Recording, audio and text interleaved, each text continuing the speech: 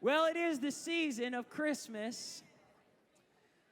And I remember Ashley and I, when we first got married, our first Christmas, we had only been married 2 months, and we were trying to figure out whose family we were going to spend time with that holiday season. So we were going to spend a few days with my mom and my family, and then go and spend a few days with her mom and dad and their family. And you know, Christmas time can be a little bit hectic. It can be a little bit stressful. There's a lot of presents you're thinking of, people you're thinking of, things you got to do, spend equal amount of time with families and in-laws and all that stuff. And so we finally get there, and we were going to her family's Christmas. It was out of town in another state, and there was a cabin. We were all staying there, and she comes from a family with 4 kids. I come from a family with 4 kids, and all of her siblings are married with children, and my siblings are married with children. So anyways, we get to her family's Christmas time cabin experience, and her dad says, okay, before we open the presents, we're going to do a scavenger hunt. There's going to be a competition. And right when he said competition, I just knew, like, this is going to get a little crazy. Because I'm a competitive person, but little did I know, I'd only been married for 2 months. My wife was even more competitive than me. And her dad says, all right, here's how you get to open your presents. You have to do this scavenger hunt. There's going to be clues along the scavenger hunt. And when you get to the final clue, you get to come back and open your presents. And the person who wins the scavenger hunt gets extra Christmas cash. And so that just made it all the more competitive. Yeah, we're like, okay. And Ashley grabs my face and looks me in the eye. She goes, we cannot lose. She said, it's not just about the money. We've got to beat my siblings, and we got to beat them good, okay? So, you know, all right, yeah, we can't lose. Let's do it. And I wanted to win, too. I wanted to win this game. And so her dad says, ready, set, go. And he gives us all this box, and he says, the first clue is in this box. And so, you know, the box has duct tape all around it. You can't figure out how to get into it. There's Christmas wrapping paper all around it. So we start trying to pull it. We can't pull it. So we go to the kitchen to grab some scissors. So I start trying to scissor cut it, and Ashley's like, are you kidding me? Give me the scissors. You don't know how to cut. So she starts cutting, and I go, what? Give me the scissors. I know how to cut this thing. I start stabbing the box, and she's like, who did I marry? You know, and this is just getting out of control. And so her family, all of a sudden, like, they're getting to their clue, and we still haven't even got through the first box, and it turns out there's 6 boxes inside that box, and the clue is in the last box. And I'm just going, are you serious? You know, and tension is rising, the stress is increasing, the blood pressure is rising, and all of a sudden, you know, some words are exchanged, and me and Ashley are crying on the first clue. Right? We're having our first big disagreement in our marriage, and disagreement is a nice church word for fight. And so we were having a moment there, and I just said, honey, I'm sorry, you know, I'm sorry. I'm sorry. And she's, you know, I'm sorry too, but I really want to win. Can we please just get the sorry over? Can we win this game? And so I'm like, no, we have to really get things right. We can't go to sleep angry. We're going to have to make sure we get things right. And so we work out our differences, and we apologize and repent and had a beautiful moment and kiss and all the good stuff, you know. But here's the thing. Here's what I realized. We didn't win the scavenger hunt. But what I did realize is Christmas brings out a lot of emotions and stress. Brings out a lot of, like, tension. And there's potential during Christmas season to have strife, to have anxiety. In fact, it says that 48% of Americans actually can't sleep during Christmas time, during that December month, that many of them, stress keeps them up at night. 77% of America reports of having stress every week of the year, but especially during Christmas time. 73% reports that this stress is actually affecting their psychological behavior. And then 37% or 33% says that this stress is so extreme, it's so difficult, it's so intense that they don't know how to handle it. And it's important that we come back to that place in Scripture that tells us, what is Christmas all about? Because if we're not careful, Christmas can become very stressful, very strifeful, very tense, and we can lose the meaning of Christmas. And not to mention, during this season, we hear all types of carols. One of the carols that I've recently been hearing is, deck the halls with fa la la la la la la la la, 'tis the season. Fa la la la la la la la. We won't keep singing it. But I was thinking about that song, and I keep hearing that song in all the stores. And in fact, I was at Old Navy a couple weeks ago shopping for my nephew and niece, getting them a Christmas present. And this lady at the front desk, I invited her to the Christmas production, and she was, really nice. She was blessed that I invited her to church. She said, I'm going to do something nice for you. I said, thank you. She goes, 'tis the season.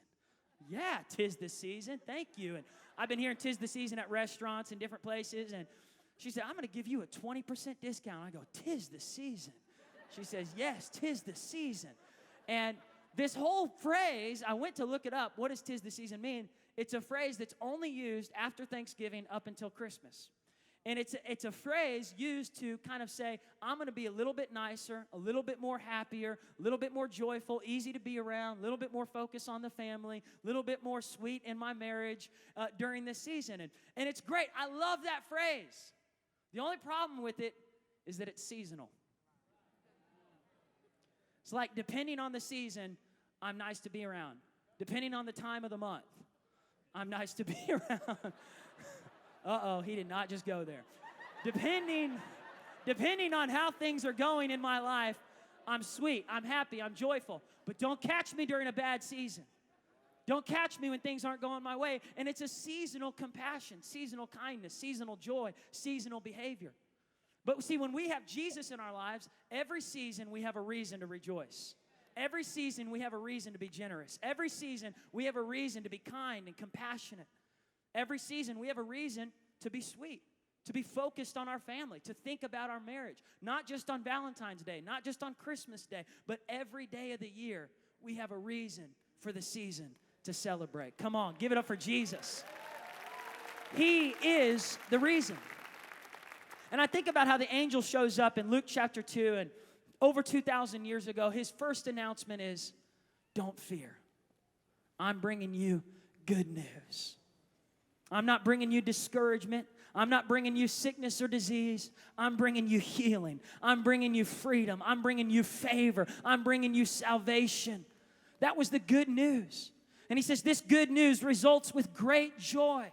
Not just some joy, not just average joy, but great joy. Everybody say great joy.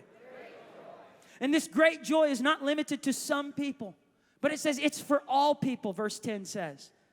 God didn't just come for the perfect. And I think about when Jesus was born in the manger, here he is lying in a dirty stable, surrounded by dirty animals. He was born in a barnyard, right? He was born around dirty things. And to me, that's a sign that God came for messed up people. He came for people that don't have it all together. He came for people that aren't all cleaned up. People that do have some dirt in their lives. People that may have some skeletons in their closet. Jesus wasn't just reaching out to those who've got it all together. And it says that this joy was for all people. And I think about in our experience that his joy, his good news, was for the newlywed couple that's still navigating their way through marriage, figuring out their differences. His joy, his good news, was for the marriage that's on their 39th anniversary, whose kids have moved out of the house and now their kids are having kids.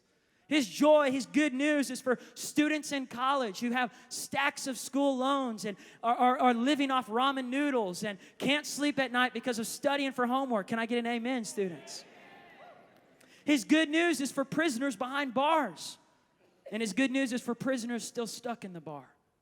His good news is for all people, whether you believe in him or not. And one of my favorite parts of the play last week was seeing that atheist, that guy, Dan, holding baby Jesus before he believed. I love that Jesus allows us to come to him before we believe.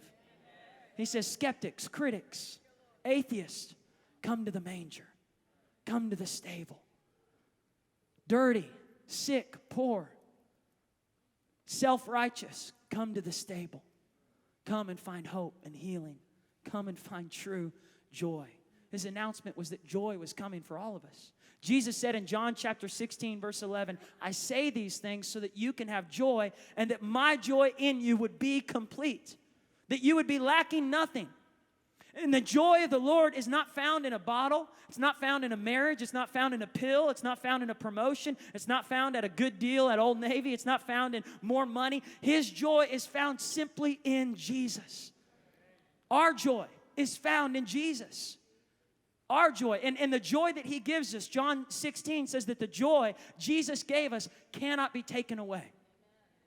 In other words, Satan can't take it. People can't take it. Your boss can't take it. You say, well, I would be joyful if my boss just moved to another planet. I would be joyful if I could get a new life. I would be joyful if I could get a new wife. I would be joyful if I could get a new whatever. All these things that people kind of stake their joy in. And my announcement to you is that can't fix your joy. A new wife can't fix your joy. A new job can't fix your joy. A new promotion can't fix. It might for a little bit, but you carry that nasty spirit with you everywhere you go, into every marriage you go into. Until you get that spirit removed and put on the garment of praise and the spirit of joy, you're always going to be walking around miserable. And my prayer for all of us is that this Christmas, we would experience the joy of the Lord. We would carry it with us everywhere we go. Because the joy of the Lord, not only does it help you. See, God's joy makes you healthier. It makes you happier. Someone said smiling adds to your face value. My encouragement, one time I'm going to put like the pictures of how you look during service up on the screen. So, no, you guys are sweet. All your faces are beautiful. But some services I've been to, I've seen some tough faces. You know, I think some of us could be models for the book of Lamentations.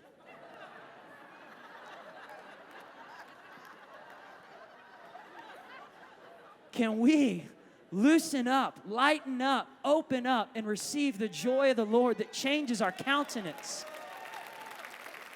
Not only does joy help your health, but the joy of the Lord, it makes you an even better evangelist to your family members and friends. Joy can be one of the greatest tools to lead people to Christ. And something's different about you. You're going through a storm, and yet you have this joy. In the last service, there's a lady who comes to our 9 a.m. service named Lois Meyer. Lois just turned 97 3 weeks ago. Lois came up to me, and Lois is one of the most joyful ladies in our whole church. She came up to me today, and she does this every week. She says, Paul, I'm 97 going on 40. She's got like a strut going on. She goes, I better get my hug from Pastor Paul this morning. I better get my hug. Okay, I'm hugging you, Lois. And she says, Paul, I love this church. See, Lois, even though she's 97, she looks like she's 40. Some people who are 40 look like they're 97 because they don't have joy in their heart. Everywhere they go, I'm just miserable. I just hate church. I just hate family. I hate my marriage. I hate my job. I hate my boss. I hate life. And it causes you to age way faster than you should. It causes you to lose that countenance of healthiness, of joy inside you. And there's spirits that try to creep up on us and steal our joy at Christmas time. Try to rob us, and not just at Christmas time, but all year long. And I want to share with you 4 spirits that will try to creep into your life that could take away your joy. 4 spirits that try to come in, and these aren't the ghosts of Christmas past. These are actual spirits, attitudes that try to creep in and tempt you to give away your joy. And before I share the first one, I remember sitting at Christmas time. I was 10 years old. We were at Grand's house, and Dad was reading the Bible story and, preaching a sermon at Grand's house. And I'm sitting here, John, Sarah, Ruthie, and Grand and Mom. And Mom had taught us that no matter what we open up, we need to act excited. And so, when you're a kid, you're still learning to be grateful for everything. And so I remember, during Dad's sermon at Grand's house, the whole time, the only thing I was focused on was what's inside my present. Like, which presents are mine? Did I get more presents than John? And what's inside my present? Just being honest. Can I just be real? And so I'd be sitting there, and finally Dad's message ended, and so I go over, and I find, I'd already been shaking my present to see, if it's Legos or something. I was 10 years old. I wanted a toy, something cool, something fun, and so finally, it's my turn to open my present. I find mine, and I open it up, and I'm getting excited and pulling through all the stuff. And when I finally open it up, it's an Oxford long-sleeve button-up shirt with a tie. And I was like, thank you. Where's my next gift? And so I start looking for my next gift. I wasn't the most grateful. It's what I needed, but it wasn't what I wanted. Sometimes we get what we need instead of what we want. And I go to my next present. I'm thinking, Lord, please let this be something I want. So I go to the present. I'm digging through it, just thinking this is going to be a really fun thing that I'm going to get to play with and do something with. It's going to be something fun. Open it up, and it's church socks and underwear. I know I need church socks and underwear, but I don't always want that for Christmas time. Can I just be real? As a 10-year-old kid, that was not my favorite gift. And sometimes we get what we need instead of what we want. One of the first things that I think creeps in that tries to take our joy is the spirit of disappointment. The disappointed spirit. I thought I was going to get this. I was expecting marriage to feel like this. I was expecting having kids to fix my happiness. I was expecting life to be better by this time. I was expecting to be further along in my career by now.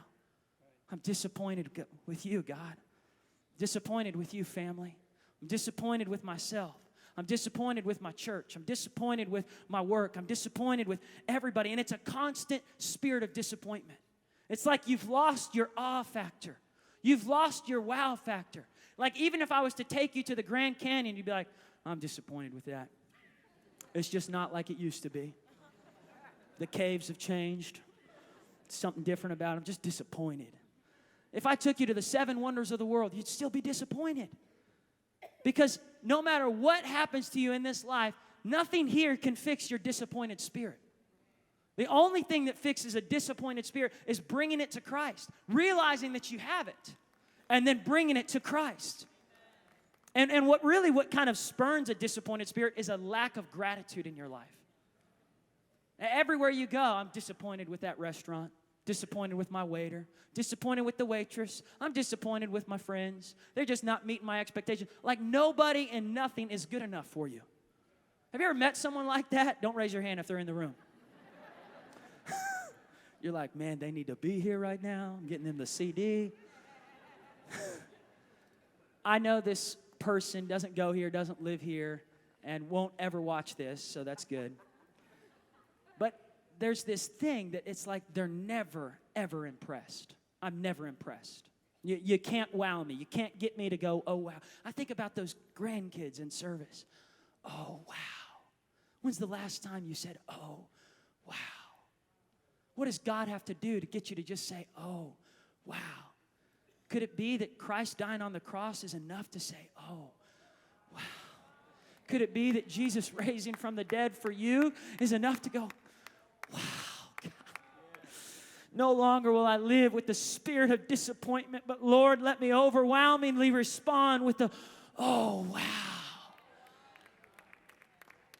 Life is beautiful when you overcome a spirit of disappointment. Anything can inspire you.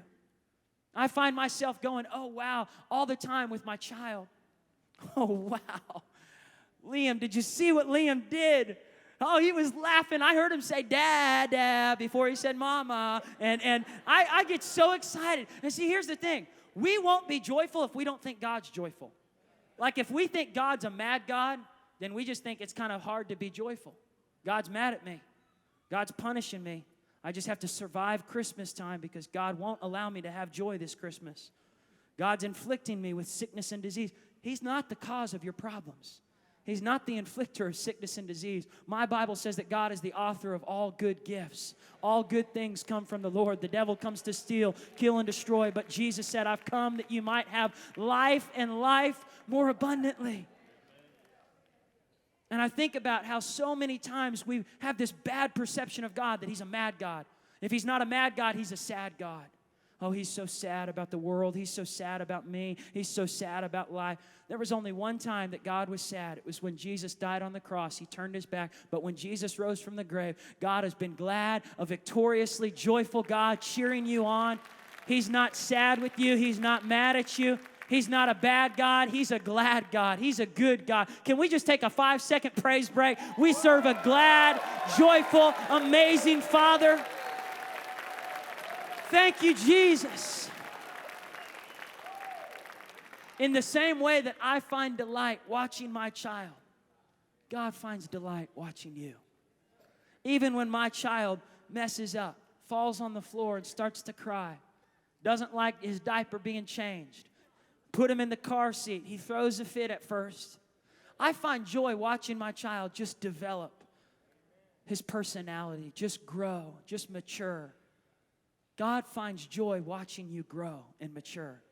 No matter how old you get, you are still His baby. He looks at you, and if you're 97, you're still His 97-year-old baby boy, baby girl.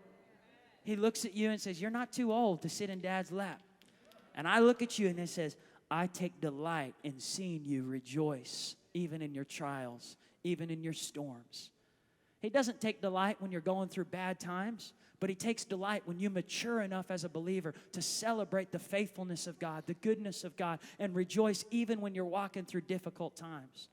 Paul said in Philippians chapter 4, rejoice in the Lord always, and again I say, when Paul said that, the sewage in the dungeon cell that he was locked in was up to his hips right here. He was that deep in sewage. He was in a dark dungeon cell in Rome, and here he says, rejoice in the Lord always, and again I say rejoice.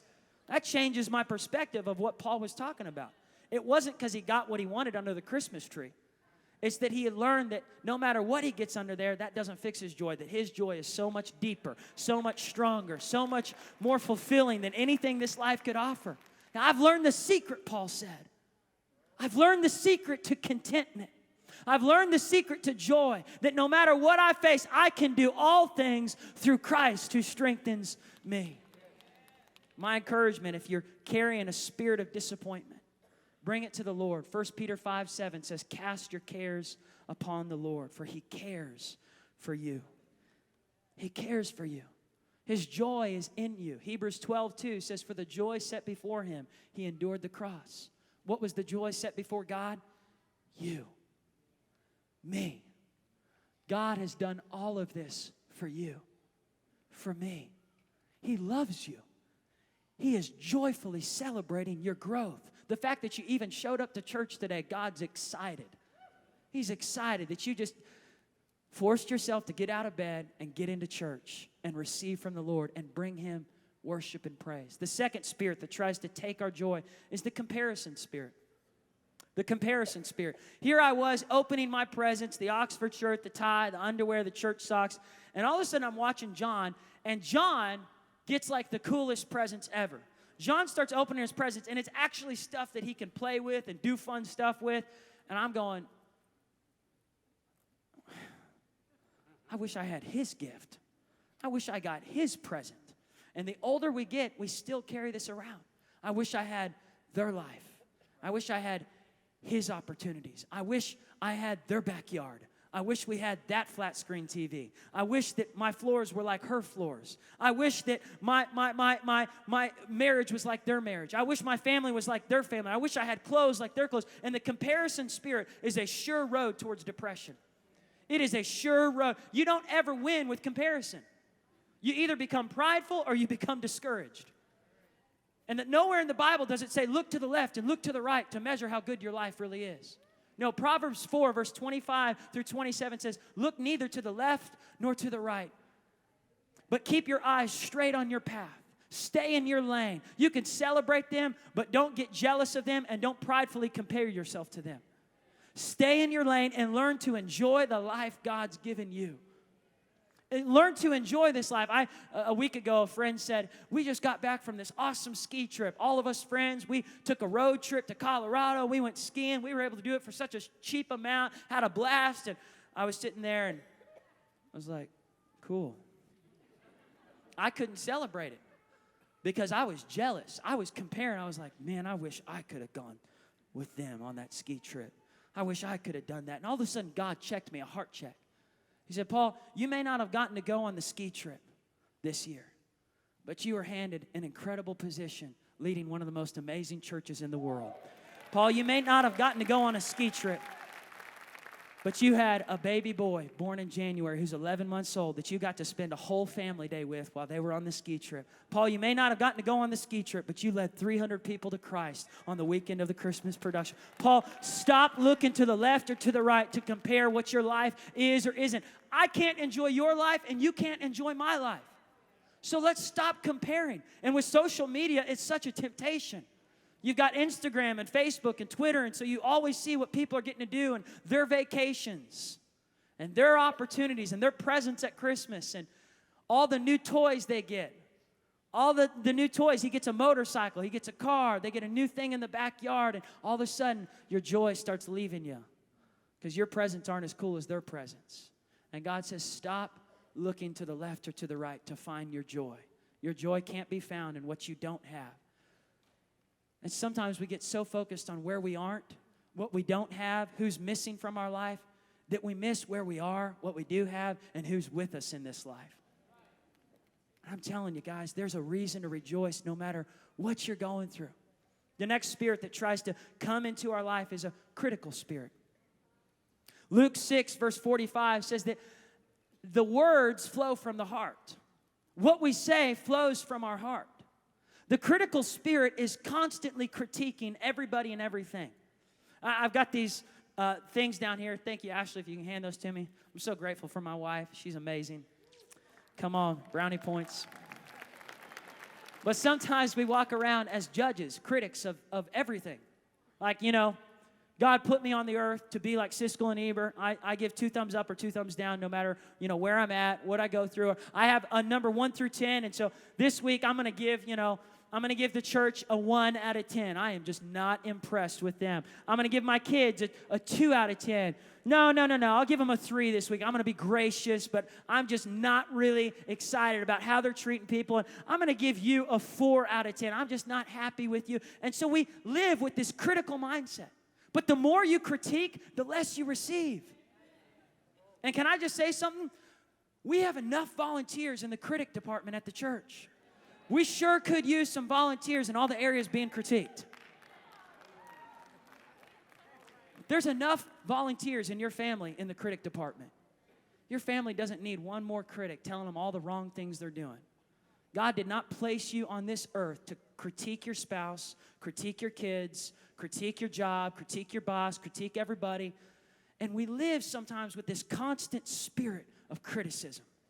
And it robs us of the joy of just thanking God and thanking people for what they do have, what they do, the progress that they are making. Maybe they're not where you want them to be, but look at how far they've come from where they were. Maybe you're not where you want to be, and sometimes the critical spirit is all in us. You're never happy with yourself. You're always finding your flaws. I wish I didn't have this pimple. I wish I didn't have this hair over there. I wish I had that hair up here. I wish that this was different about me. I wish I had a different body. I wish I had different feet or different legs or different hands or different eyes or different ears or a different nose. And nothing about you is perfect in your mind. You're always critiquing yourself. And God's saying, hold on, I don't make mistakes. So why do you keep calling yourself a mistake? Why do you keep finding mistakes? Some of us, every time we go into any place, but especially our own house, we always find what's wrong with our house. Like, there's dirty laundry in here. Well, at least you have clothes. The washing machine's not working that good. At least you have a washing machine. Yeah, but I wish we had different floors. At least you have floors. I wish I had different kitchen countertops. At least you have a countertop. It may not be marble, but at least you have a kitchen. I wish I had a stainless steel refrigerator. At least you have a refrigerator. Sometimes we're always finding what we don't have, what's wrong with our house. I dare you to start finding what's right with your house. It might even make your marriage happier. It might even make your family happier. If you just walked in and say, man, I like our floors. Why? They haven't changed in 20 years. I'm just grateful for our floors. Man, I like our kitchen. Oh, I love this refrigerator. Well, we haven't updated it. We haven't changed it. We haven't made anything better. And yet you're finding joy in the things you already have. Instead of critiquing and criticizing the things you don't. Man, God, thank you for my life. I can always find something wrong with me. I'm one of the most self-critical people I know. Because I always want to pick apart all my sermons, pick apart all my life, pick apart, oh, I'm not good at that, I'm not good at this yet. And God's saying, hold on, Paul. Find joy in who I've made you to be. Find joy in the progress that you're making. Find joy at where you're at in life. Quit wishing you were somewhere else, doing something else on a higher level in your life. Be thankful where you're at. The critical spirit steals and robs us of the joy of the moment. I heard a phrase, and I want the worship team to come up as I get ready to close. This phrase is so impacted me. It said, disappointment, discouragement is dissatisfaction with the past, distaste for the present, and distrust of the future. It is ingratitude for the blessings of yesterday, indifference to the opportunities of today, and insecurity regarding strength for tomorrow. It is unawareness of the presence of beauty, unconcern for the needs of our fellow man, and unbelief in the promises of old. It is impatience with time, immaturity of thought, and impoliteness to God. Impatience with the progress that God has you on. Impoliteness to the blessings that God has given you. Sometimes we can be so critical to God, critical of each other. We come in and we find the first thing wrong. I give the worship leader a 5 out of 10. I'm going to find something wrong with the Grand Canyon. I'm going to find something wrong about Christmas this year. I'm going to find something wrong about church next week. Ooh, I can't wait to critique you. I used to come back after chapel services at ORU, and some of the students, we'd just sit around, and I'd walk in, and they'd just be critiquing the whole thing, critiquing chapel services from start to finish. And there was nothing good. It was all negative, negative, negative. I was thinking, where do we learn this? This didn't just like all of a sudden happen. This evolves from growing up in a world, a culture, a family that's constantly nitpicking, nitpicking, nitpicking, nitpicking, nitpicking, nitpicking, nitpicking. No one's ever good enough. Nothing's ever good enough. God's never good enough. God, I know you blessed me with this, but man, I sure could use another blessing. God, I know you've given me the miracle of life. I've got breath in my lungs, but man, I'm still unhappy about things. And we've lost our wow factor with God. That joy is not found in the next miracle you receive. Joy is found in celebrating the miracle you already have. Jesus is enough. Jesus plus nothing equals everything I need. Jesus plus nothing. It's not Jesus plus a new house. It's not Jesus plus a new job. It's not Jesus plus a spouse. It's not Jesus plus a drug. It's not Jesus plus some drinks. It's not Jesus plus some pills. It's not Jesus plus more money. It's Jesus plus nothing equals everything I need to be joyful. And the last spirit that tries to creep in is the diseased spirit. The diseased spirit can never relax, can never be peaceful, can never be joyful, always stressed. Oh, you stress me out. Oh, I'm so stressed this week. Don't even talk to me. I'm going to stress out even more. No, don't touch me. I'm stressed right now. And we feel like we're walking on pins and needles around you. And we need you to relax. Be still and know that He is God. Be still. The diseased spirit leads to so many diseases. It's crazy how they say stress develops some of the most intense diseases. I'm not saying it's the leading cause. I'm just saying it is a cause. And I challenge us all this Christmas to just chill out. Here's the way to do it. Don't expect everything to go perfect. Don't expect everything to go just the way you want it to be. You might come into your house and it may not be the way you want it to be. It may not go as perfectly planned as you thought it was going to go. But I'm telling you, you will be a lot easier to be around if you just relax and not let people and things set you off so easily. Not get so bent out of shape over every flaw in the church, every offense that someone brings at your family. Not get so easily freaked out when someone offers you a chance to improve. I'm not saying that criticism is all bad. There's constructive criticism that helps us. And sometimes the diseased spirit can't even handle someone wanting to help you. The diseased spirit is constantly on edge. You're attacking me. And it's a victim mentality. And church, we are victors. We go to victory. We are not victim church. We are victory church. Aren't you glad we didn't name this church Victim Church on the front? That when you drive in, oh, I can't wait to go to the victim church. We're all victims. The world's attacking us. Our families are attacking us. Our spouses are attacking us. Our kids are attacking us. Our parents are attacking us. No, church. We are the victorious church. We walk into victory. We've got that Lois Meyer strut in our step. I'm 97, but I feel like I'm 40. The older I get, the younger I look because I carry joy everywhere I go. Satan can't take it. Family can't take it. Someone who cuts me off in traffic can't take it. I have the joy of the Lord. I'm not going to allow my flaws and imperfections to control a critical spirit always about myself. I'm going to rise up and rejoice in who God's made me to be. I may not be the funniest guy, I may not be the smartest guy, but I am who I am by the grace of Jesus Christ. I'm growing who I need to be, but I'm thankful for where I'm at right now. Learn to rejoice today. Don't let the disease of hopelessness take your joy. 1 Samuel 4 tells a story about a woman giving birth. And right as she's giving birth, she finds out her father-in-law Eli has just fallen back in his chair and broken his neck and died. Then she finds out that her husband has been shot in battle, been killed, wounded, and he dies. Then she finds out that the Ark of the Covenant, God's Ark, has been captured from Israel and taken into a foreign land. And in the middle of all this present pain, she allows the present to name the future. She names her child Ichabod. Icky for short. Ichabod stands for the glory has departed. Ichabod stands for there's no hope for tomorrow.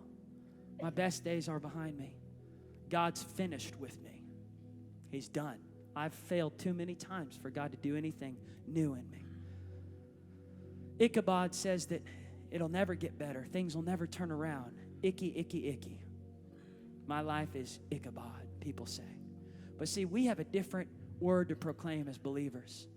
Matthew chapter 2 says that when the angel spoke to Joseph, he said, this son will be Emmanuel, which means God with us.